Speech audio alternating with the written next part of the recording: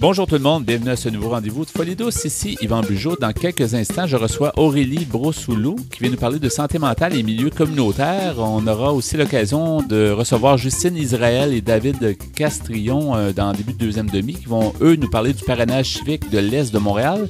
À l'Espresso et Espresso Allongé, le sujet, les origines de la cruauté. On a bien sûr des chansons et on commence dans quelques instants avec Radio Radio et la chanson s'intitule Chained Together. Bienvenue à Folie douce!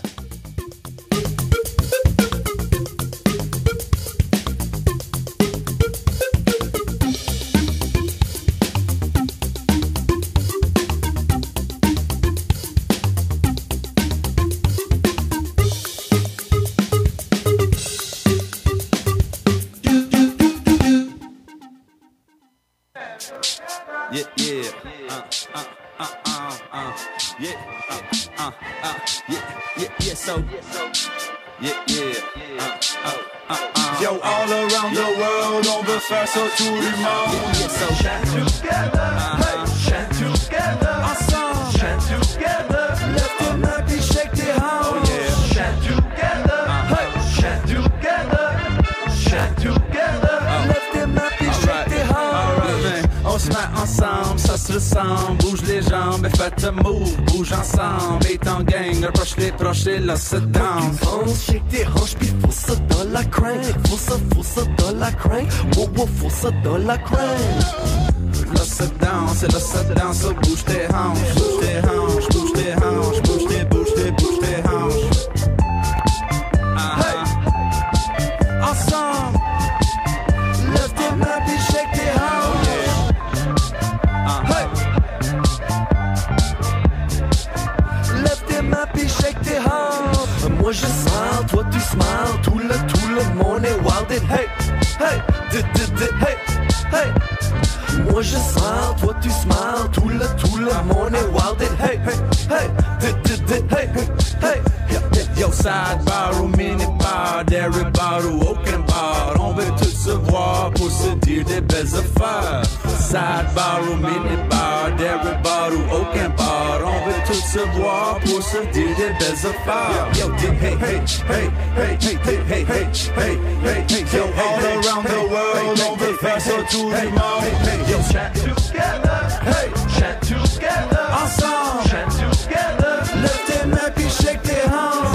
Chant together, hey, chant together, ensemble, chant together, lève tes mains puis shake tes hands. On se regroupe comme un groupe, dans la vie fait comme une soupe, soit que ça brasse, là ça se passe, pas pour vous, je lève ma tasse. On se regroupe comme un groupe, dans la vie fait comme un soupe, soit que ça brasse, là ça se passe, pas pour vous, je lève ma tasse. C'est la nuit, fait comme si c'est la dernière soirée de vie. So ho, ha, ho, ho, ho, ho, ho, ha, ha, ha.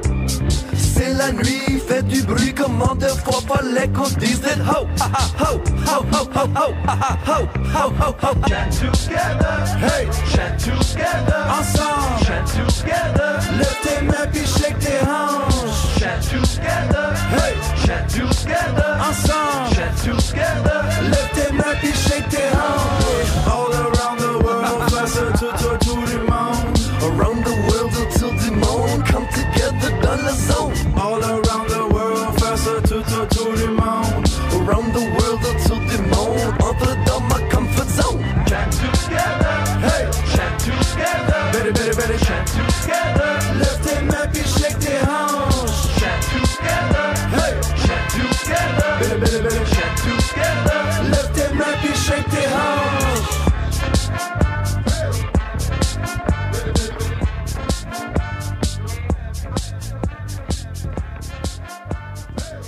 Vous syntonisez l'émission Folie douce, celle qui vise à changer les perceptions négatives reliées au monde de la santé mentale. J'accueille maintenant notre invitée Aurélie Brossoulou. Alors bonjour et bienvenue à Folie douce. Bonjour. Bonjour. Alors vous êtes responsable des communications et des relations avec les membres au RACOR, un organisme bien connu à Montréal qui regroupe lui-même plusieurs organismes. Donc, on va peut-être restituer rapidement le raccord. Qu'est-ce que les lettres veulent dire d'abord? Alors, le raccord en santé mentale, c'est le réseau des alternatifs et communautaires des organismes en santé mentale de l'île de Montréal, en fait. C'est très long. C'est pour ça qu'on utilise le raccord. Et le but, c'est de raccorder les gens, donc d'avoir un raccord. Oui. Alors, c'est tout à fait votre rôle. Oui, vraiment, notre rôle, c'est vraiment de regrouper les organismes en santé mentale qui sont donc situés sur Montréal, et puis aussi les membres qui sont intéressés par la santé mentale, puisqu'on a des membres affiliés aussi. Oui. Puis les membres réguliers, c'est vraiment ceux qui sont en santé mentale, qui interviennent auprès des gens. Oui. Aujourd'hui, on va parler de 2 sujets. En fait, on va parler de la santé mentale et le milieu communautaire, et aussi de formation qui ont vu le jour, finalement, suite aux besoins. Donc, si on fait un portrait un peu de la situation des organismes et comment on pourrait justement définir un peu actuellement le milieu communautaire, selon votre point de vue, évidemment, du raccord.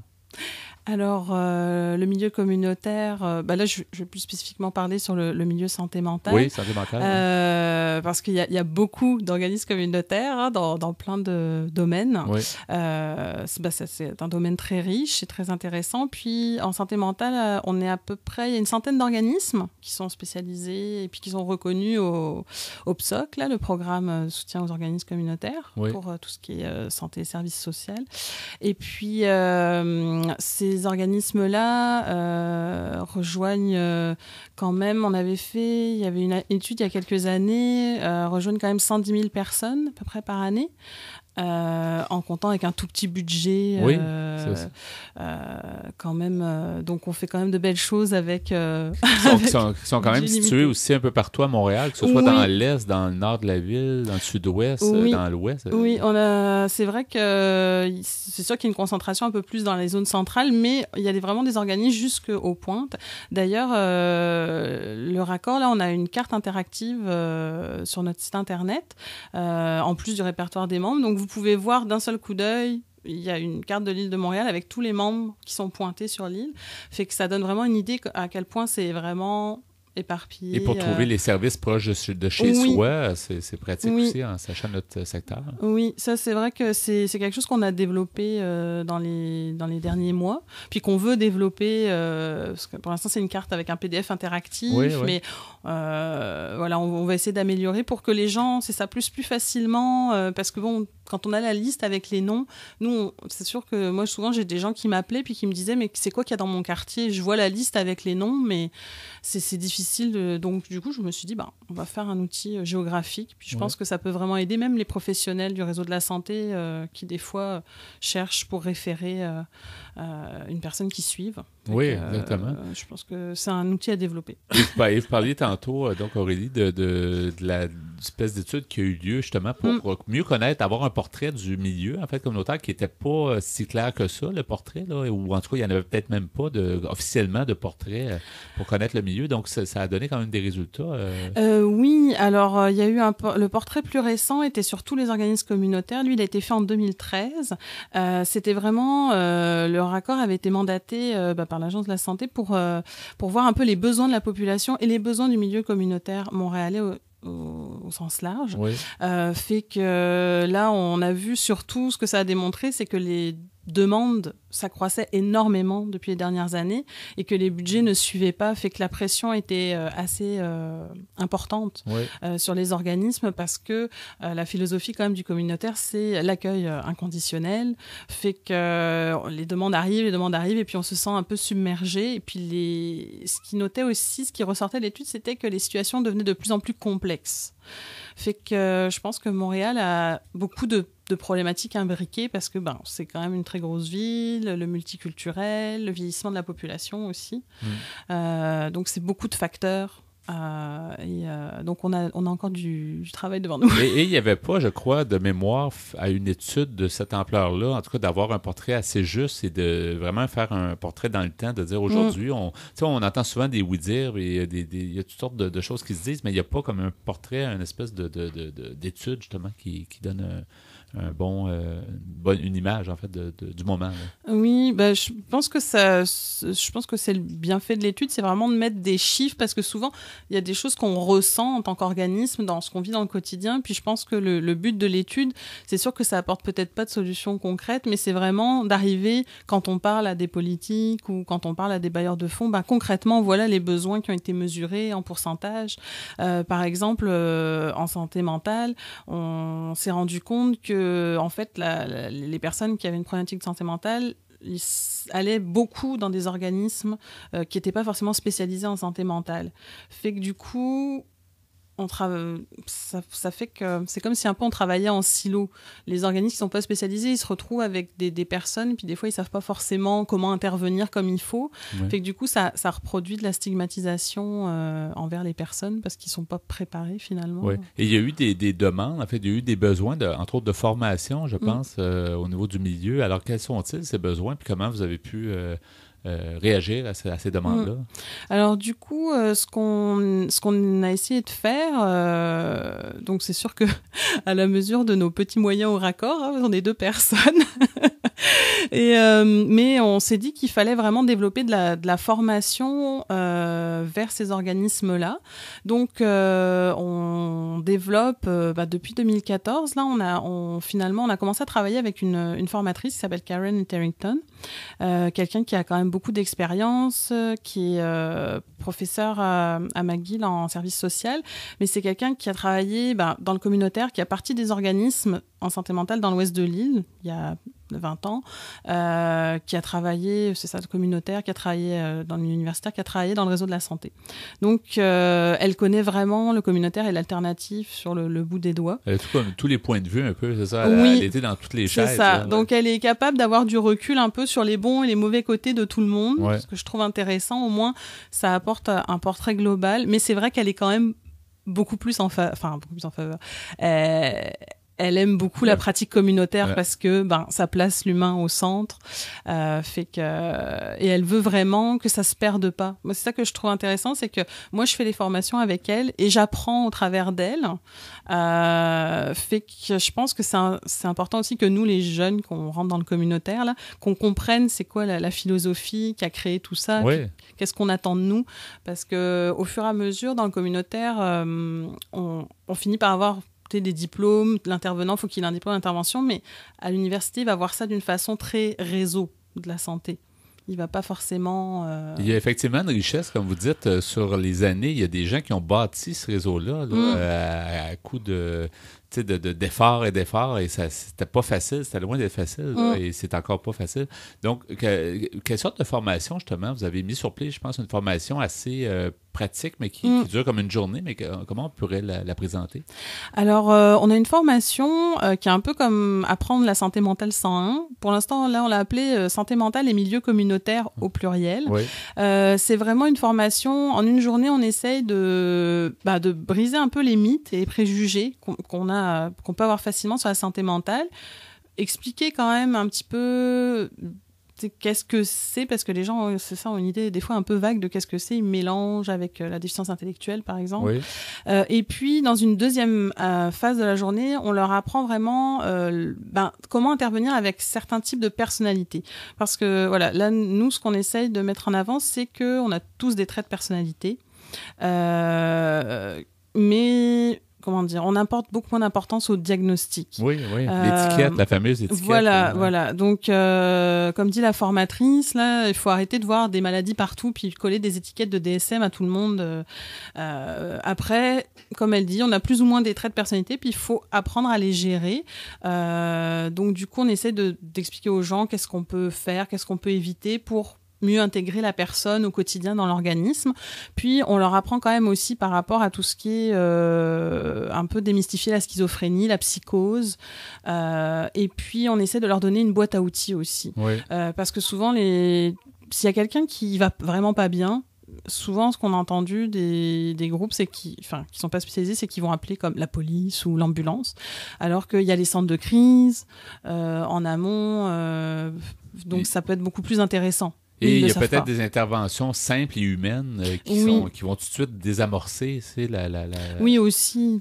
C'est ça. C'est vraiment leur dire que des fois, faut juste être humain, des fois, dans certaines situations. Puis, ça va bien aller. Des fois, voilà, faut juste prendre le temps d'écouter. Et je pense que c'est un peu ça, d'essayer de désacraliser, qu'on peut facilement aider la personne, et puis qu'en établissant un contact humain, puis en prenant le temps de la comprendre et de l'écouter, on peut vraiment travailler et puis continuer. Là. Est-ce que la réponse est bonne sur les gens vous demandaient donc une formation comme ça? Est-ce que normalement le feedback, comme on dit, est bon? Oui, les gens, déjà, je pense que ça les rassure parce que des fois, ils sont pas sûrs d'intervenir comme il faut, puis finalement, ils se rendent compte que, finalement, effectivement, si j'agis de façon humaine, je peux y arriver.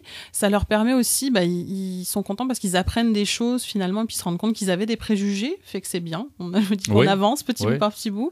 Et puis, j'allais dire, ils en redemandent parce qu'en une journée, c'est beaucoup d'informations qu'on leur donne. Et donc, du coup, je pense qu'on va essayer d'améliorer au fur et à mesure, de créer comme un manuel qu'ils pourront avoir, qu'ils pourront garder. On va essayer d'améliorer ça, peut-être. Je sais pas, peut-être qu'il y aura des suites à la formation si les gens veulent comme aller plus loin ou pour peut-être que ça soit moins comme tassé en une journée. On verra, là, c'est plein de belles perspectives, mais je pense que la formation va aller loin. Là. Oui, c'est un bon point de départ. En tout cas, c'est surtout étonnant. Moi, ça m'étonne aussi ce que vous me disiez le fait qu'il y a des gens en santé mentale qui fréquentent des organismes qui ne sont pas nécessairement outillés pour recevoir ces gens-là, mais ils vont les recevoir, ils doivent intervenir, donc ils doivent être au courant comment ça fonctionne. Juste ça, c'est déjà un point important. Là. Je pense que c'est important. Comment dire, c'est sûr que quelqu'un qui a une problématique en santé mentale, il peut très bien être dans une banque alimentaire ou dans un centre de loisirs. Puis le but, je pense, c'est qu'on veut que les organismes non spécialisés connaissent les ressources, mais on veut pas non plus qu'ils chassent ces personnes vers nos ressources. On veut qu'ils interagissent, qu'il y ait peut-être du partenariat, parce que le but, c'est pas d'isoler tous les gens qui ont un problème de santé mentale tous dans les mêmes organismes. Exact. Moi, je trouve ça très bien.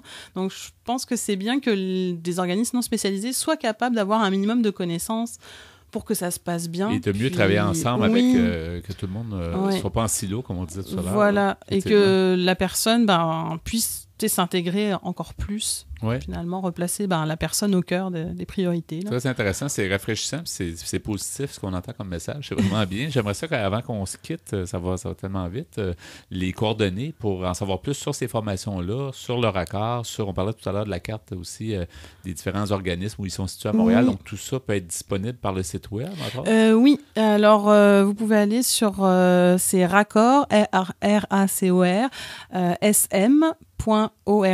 Oui, le site web et le numéro de téléphone, le bon vieux téléphone qui existe encore, qui permet de se parler. Oui, vous pouvez appeler, on vous aidera si vous avez des demandes. Là, je le fais presque à tous les jours. Là, oui. C'est le 514-847-07-87. Ben voilà, merci beaucoup. Donc, merci. Aurélie Brousseau-Loup. Alors, merci beaucoup, bonne continuité et puis à la prochaine. Oui, merci. Au revoir.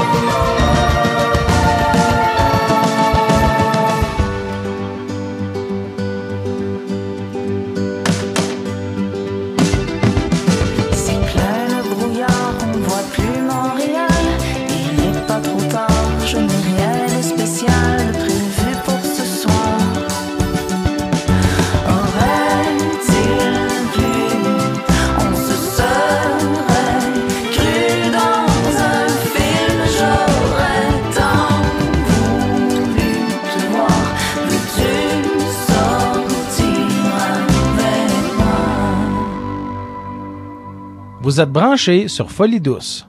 Soyez au courant des multiples thèmes de la santé émotionnelle. Nous voici maintenant rendus au bloc Espresso. Bonjour Pierre Laporte. Salut Yann. Et bonjour Ghislain Malo. Bonjour. Alors aujourd'hui, le sujet abordé, c'est les origines de la cruauté. Oui, et pourquoi j'ai choisi ce sujet, c'est que à l'occasion, on a tous vu des documentaires, pas seulement des documentaires à la télévision, mais dans les livres d'école, Oui. à quel point les Incas, par exemple, étaient de grandes civilisations. Il y a eu l'époque romaine aussi. On les vante beaucoup parce qu'ils avaient fait des progrès. Ils étaient connaissants dans les mathématiques, etc. Très avancé, beaucoup plus Oui. que peut-être les gens qui les ont suivis. Oui. Là, ouais. Mais je me dis, peut-on vraiment qualifier ces civilisations-là de grandes civilisations alors qu'ils étaient si cruels? Par exemple, on avait les jeux du cirque à Rome pendant de nombreux siècles, les Incas et les Mayas. La cruauté, c'est un sujet universel et de tout temps. C'est vrai qu'il y avait Oui. des Mais trucs quand même, aujourd'hui, on ne ferait pas ça, faire des sacrifices humains, par exemple, comme qui nous les paraissent Incas. cruels aujourd'hui, c'est ça? Oui, Ça mais nous paraît- qui étaient cruels, qui d'après étaient moi, quand on cruels, arrachait le cœur à des victimes, par exemple. Oui, oui. Mais alors, j'ai décidé je me suis demandé, mais la cruauté, est-ce que c'est en dedans de nous? Est-ce que c'est des instincts animaux qui sont restés à l'intérieur de nous? Si c'est inné ou acquis. Inné ou acquis? Excellent, Est-ce Ghislain. qu'on devient cruel? Si on regarde dans le dictionnaire Larousse, on définit la cruauté comme étant un penchant à faire souffrir. Si on regarde dans Wikipédia, on dit plaisir que l'on éprouve à voir un être vivant souffrir ou à lui infliger cette souffrance. Ce qui ressemble au sadisme un peu.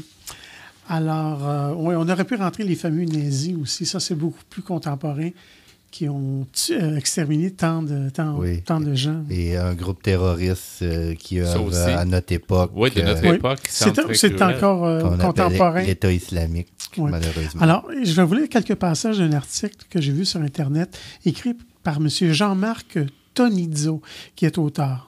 Et ça s'appelle « L'origine de la cruauté ». Il nous dit « Tout irait bien dans le meilleur des mondes s'il n'y avait pas la présence de la cruauté. Cette faculté typiquement humaine brouille l'image de notre route.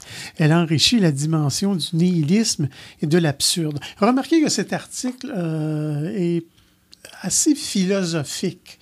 Donc, c'est peut-être un peu difficile à suivre par moment, là, mais c'est quand même intéressant.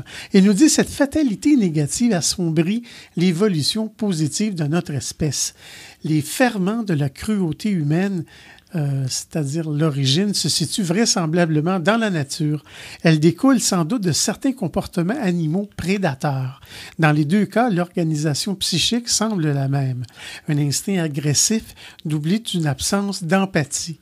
Une surcharge narcissique, en somme. » Oui, là, tu parles de la cruauté sans règles parce qu'il y a des gens qui la pratiquent avec quelques règles. Oui, il y a divers degrés dans la cruauté et je vais y arriver tantôt.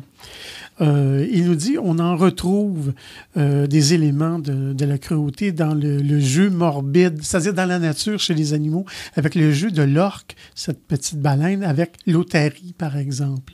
Dans celui du chat avec sa proie ou du guépard maltraitant un bébé gazelle à coups de patte. Il y a certains animaux qui font preuve, en tout cas à nos yeux, de sadisme. Dans les exemples que j'ai On a donnés. l'impression que c'est ça, mais dans le monde animal, peut-être que c'est juste bien naturel d'avoir un prédateur et un... Peut-être. Mais monsieur Tonizio nous dit, mais il y a une grande différence entre la cruauté naturelle et la cruauté qu'il appelle culturelle. L'instinct condamne la nature à une certaine bestialité de fonctionnement. Pour l'homme, ce n'est plus le cas. La culture a les moyens d'éradiquer les réflexes antisociaux. Elle peut compenser les injustices naturelles et fournir un cadre juste et paisible à l'humanité. Ça, je dirais que c'est un petit peu idéaliste peut-être, là, mais je continue. Il nous dit d'ailleurs, dans notre philosophie l'affirme, l'espèce humaine parviendra à maîtriser la totalité de ses instincts. Ce n'est qu'une question de temps et de décision universelle. On peut être d'accord ou non avec ça. On est, je dirais, moins cruel qu'à l'époque des Romains ou des Mayas dont je parlais tantôt. Mais il y a des fois de la cruauté organisée. J'ai une question. Est-ce que le football, dont le but, c'est de rentrer quelqu'un presque dans dans le gazon. Est-ce que c'est de la cruauté organisée? Je te dirais que c'est violent, mais c'est pas nécessairement cruel d'après moi. OK. Mais regarde bien. La question sera donc de savoir pourquoi notre espèce ne parvient pas à freiner sa bestialité. Pourquoi, au contraire, l'esprit, en émergeant, semble développer ses attitudes perverses. Nous comprendrons alors tout l'intérêt qu'il y a à évoluer universellement vers une bonne gouvernance, autrement dit, vers une véritable et bonne démocratie. Une démocratie dans laquelle les dominants avantagent effectivement le plus grand nombre, dans laquelle les conditions du peuple prospèrent un tout petit peu plus vite que celles des dominants. Ce qui permettrait de réduire progressivement les écarts entre riches et pauvres au lieu de les accentuer comme dans les dictatures. Maintenant, si on parle de l'agressivité, si on parle de psychose, de névrose et de narcissisme, il y a Bertrand Russell, qui était philosophe britannique, il avait déjà dit « L'essence de l'idée de juste, c'est d'offrir une issue au sadisme en affublant la cruauté du masque de la justice. » Bon, on peut être d'accord ou non. Là, il y a quand tu parlais de maladie, il y a la cruauté consciente, ceux qui sont très conscients qu'ils sont, puis quelqu'un qui est malade, lui, quand il n'est pas conscient. Là, ça serait autre chose parce que ça serait inconscient. Mais on nous dit l'agressivité fait partie du monde naturel et nous tirons nos origines de ce monde. Dans la nature, la férocité est destinée à assouvir des besoins vitaux, c'est-à-dire manger, se reproduire ou se défendre. La violence est également utilisée pour établir des hiérarchies, pour acquérir ou préserver du pouvoir. Dans le monde naturel, l'agressivité est régie par des instincts. La violence humaine, cette expression primaire de la violence existe également chez l'homme. Chez nous aussi, les hiérarchies s'établissent bien souvent à travers une certaine violence, comme par exemple la violence physique dans la mafia, dans les gangs, dans les périodes de guerre, etc. Et la violence intellectualisée, c'est-à-dire abus de pouvoir, exploitation, manipulation, etc. Et j'y reviendrai un peu plus tard. Oui, comme à notre habitude, on continue l'espresso allongé. Donc, les origines de la cruauté, fascinant à discuter de ça. Merci Pierre, on continue ça plus tard.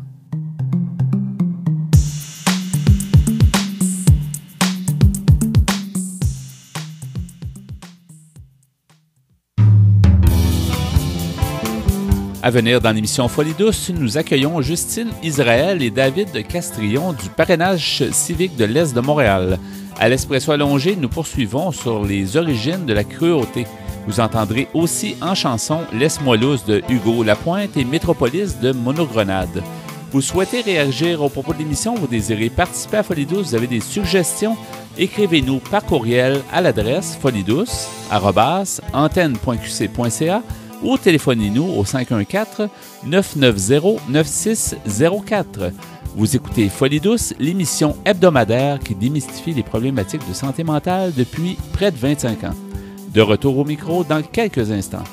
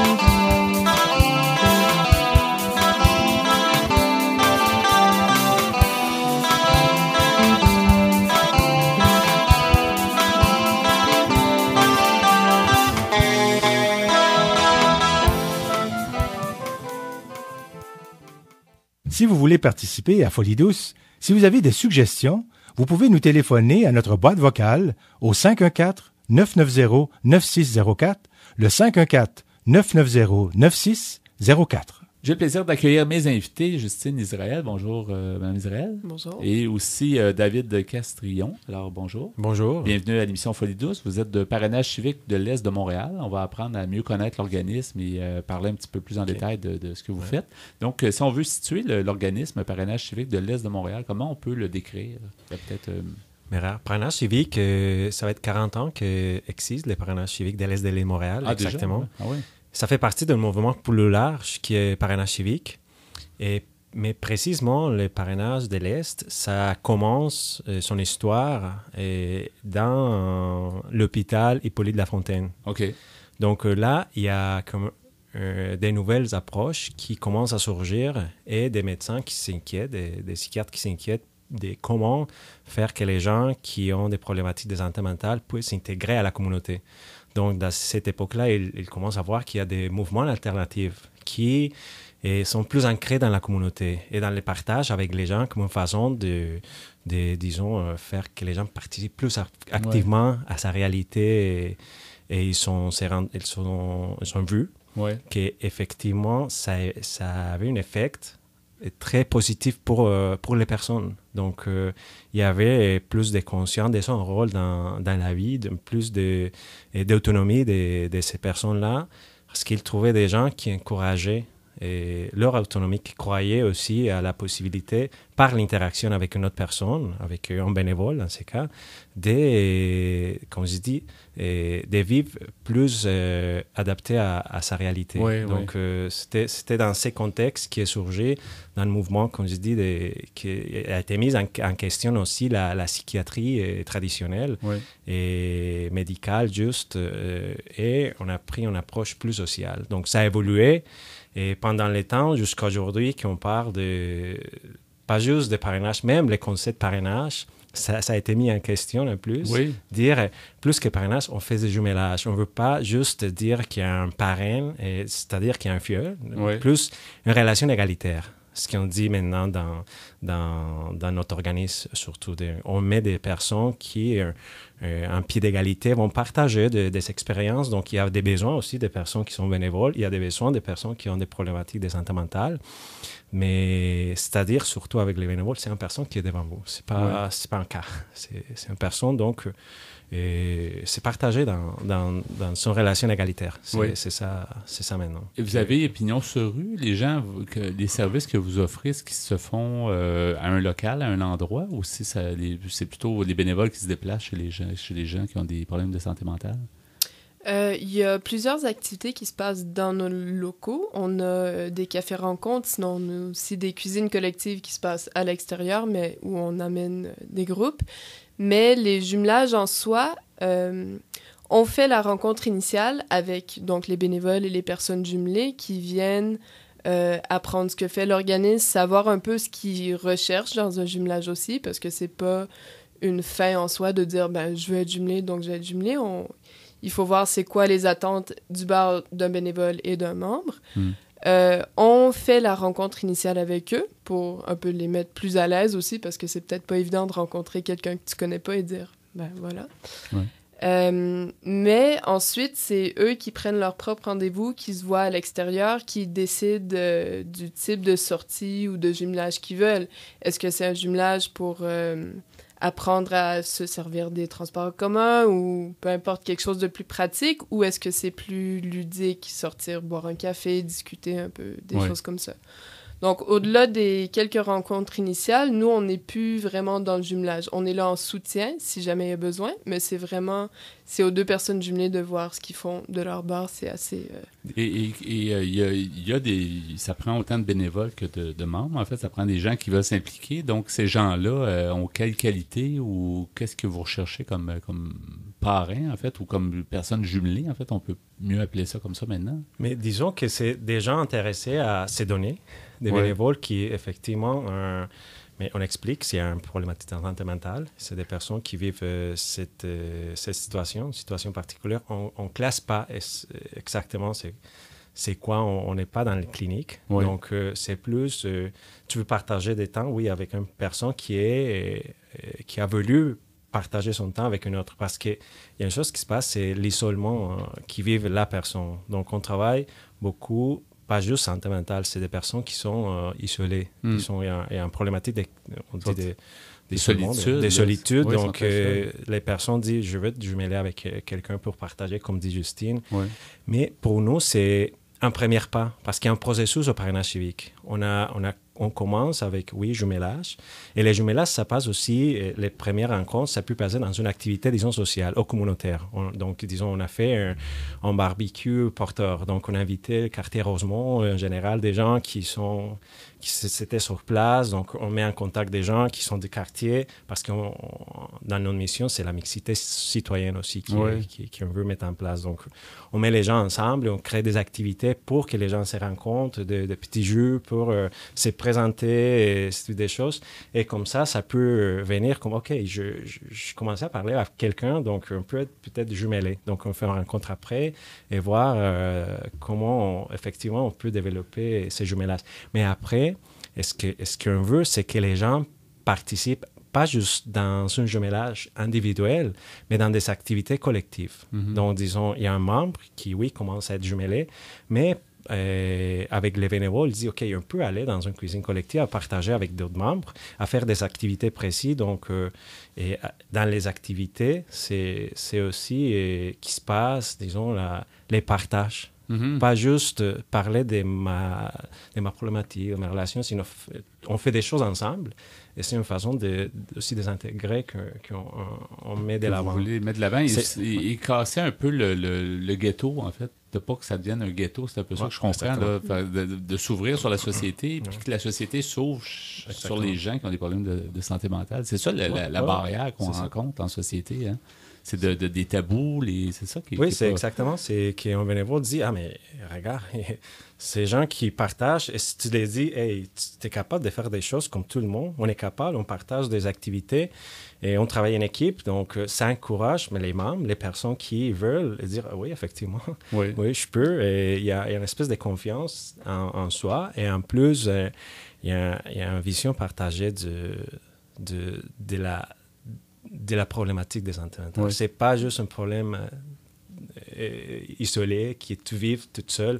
On dit, et c'est notre approche, on dit c'est aussi une problématique sociale. C'est juste pas un parcours individuel.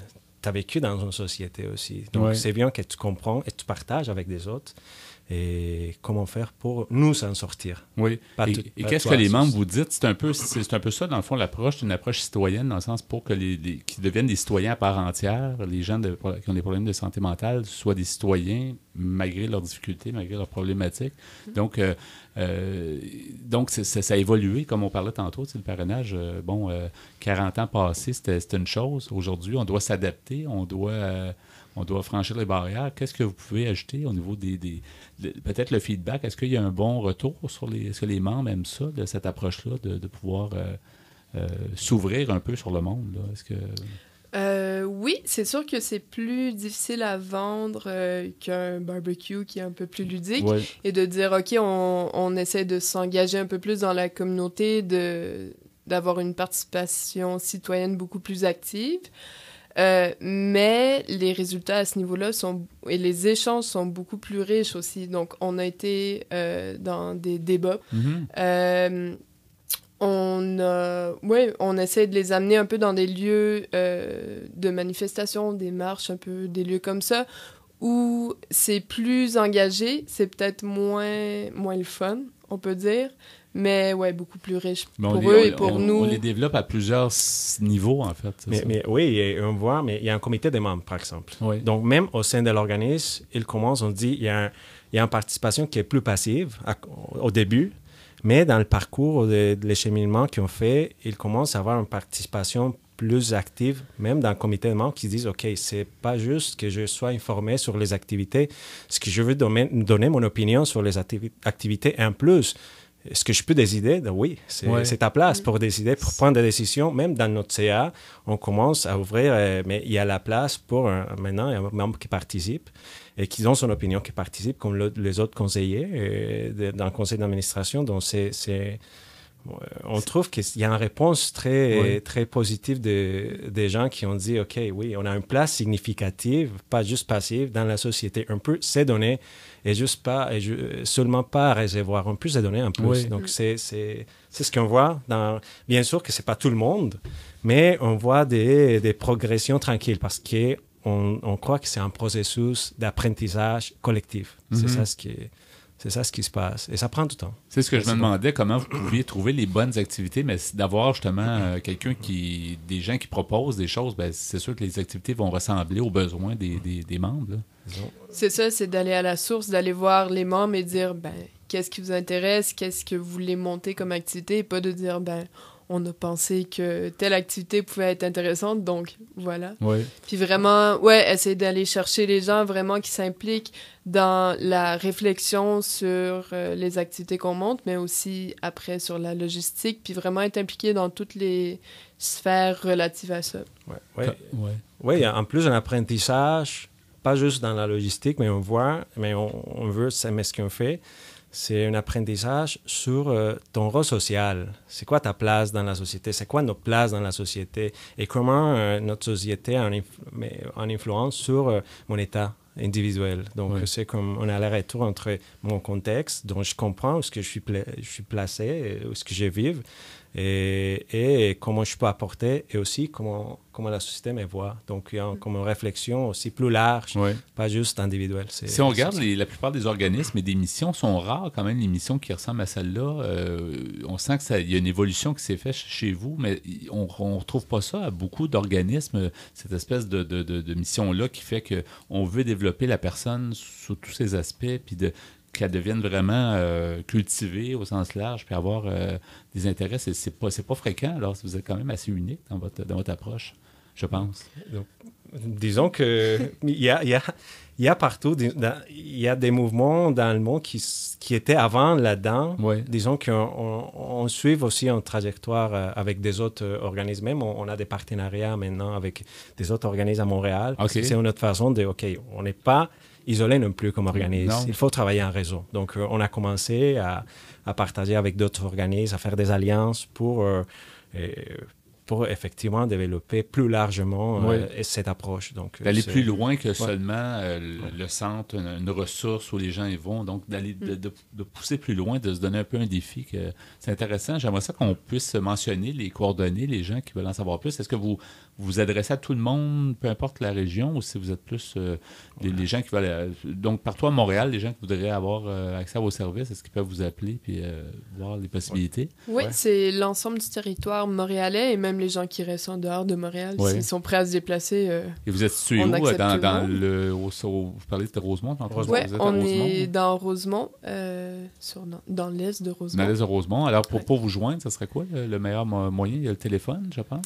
Il y a le téléphone, donc au 514-255-1054. Oui. Sinon, par le site web, est-ce qu'ils ont des informations sur un peu vos activités? Oui, il y a le site web au pceim.ca. Sinon, on est beaucoup plus à jour sur notre page Facebook qui est un peu plus vivante au facebook.com/PCEIM. Donc, on cherche PCEIM, Parrainage civique de l'Est de Montréal. Alors, merci beaucoup d'avoir été des nôtres. Merci beaucoup, David Castrillon et aussi Justine Israël. Merci beaucoup. Merci. Et merci beaucoup. Okay. Oui, merci. Bonne continuité. Okay. Au revoir. Merci, au revoir. Bye.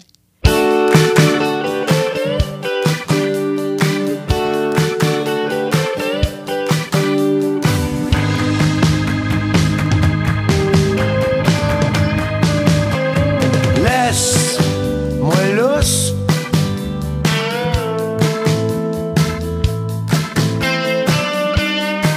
Si tu penses à plus que ça, mais reste ma douce.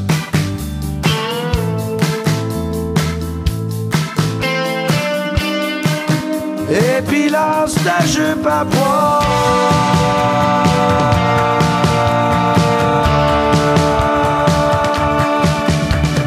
Tu peux venir chez nous, partager ma couche.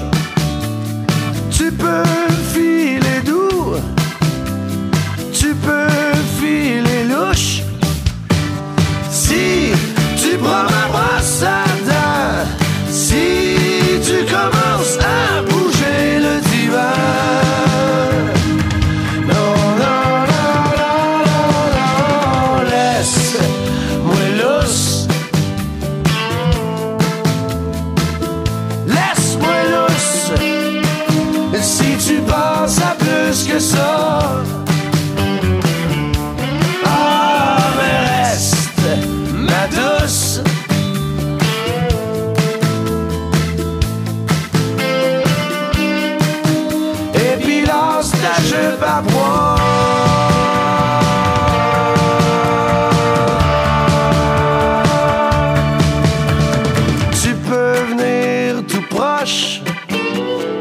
comme si j'étais sourd.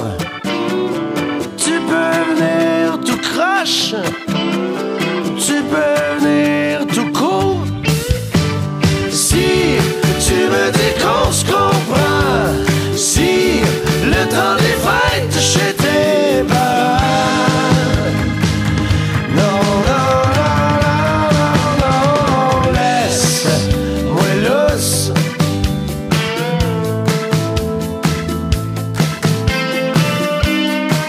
Si tu penses à plus que ça, ah, mais reste, ma douce. Reste, ma douce. Et puis lance ta jupe à poisse. Lance ta jupe, lance ta jupe, lance ta jupe.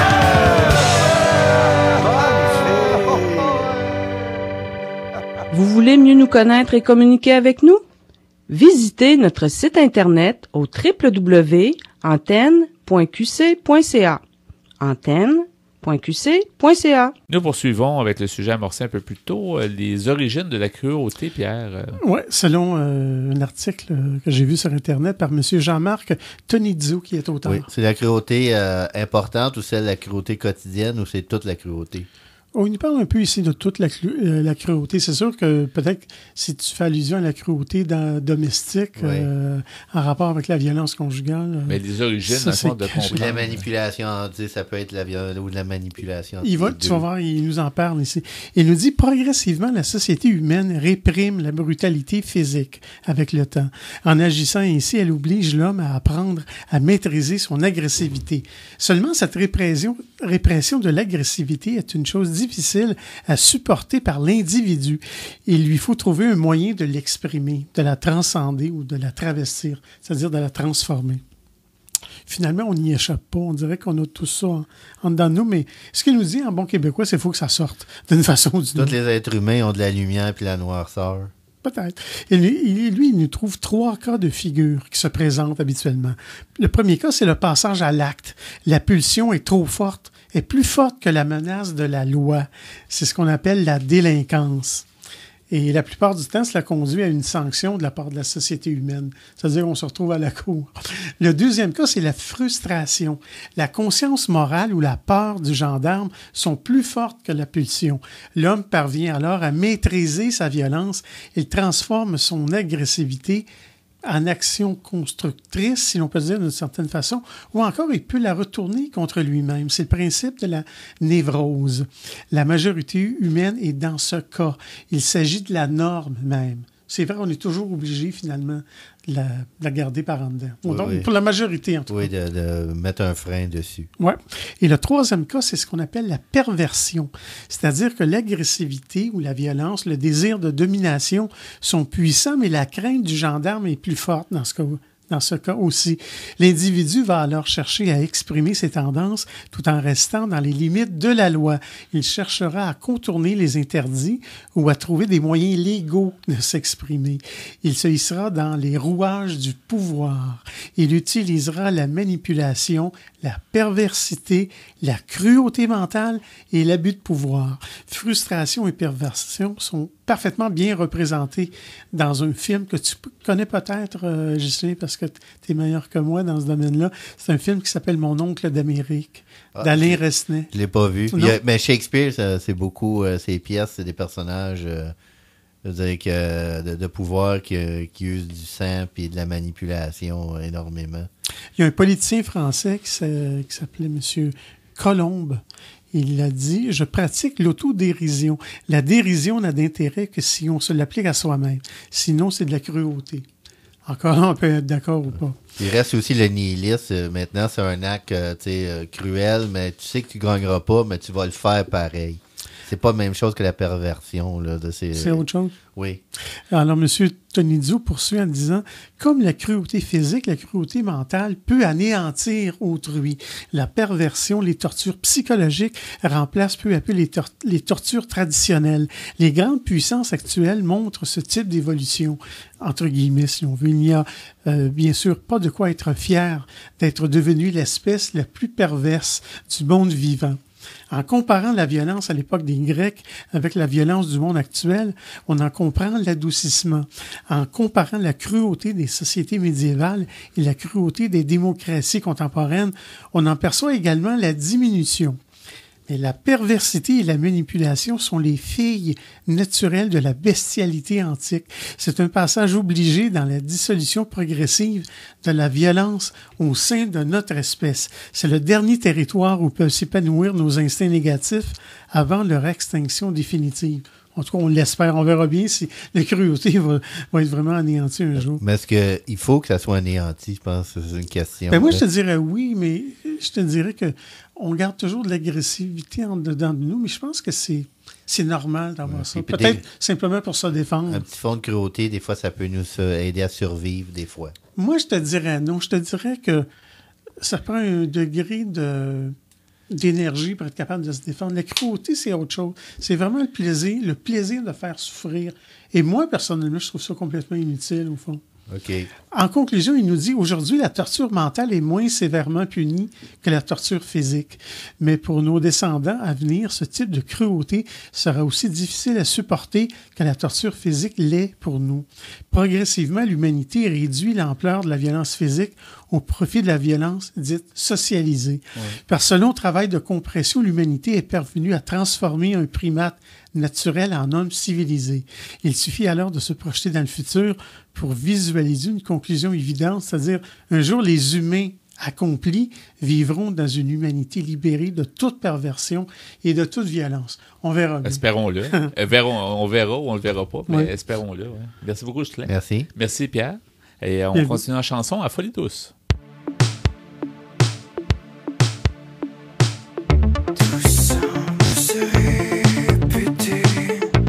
Encore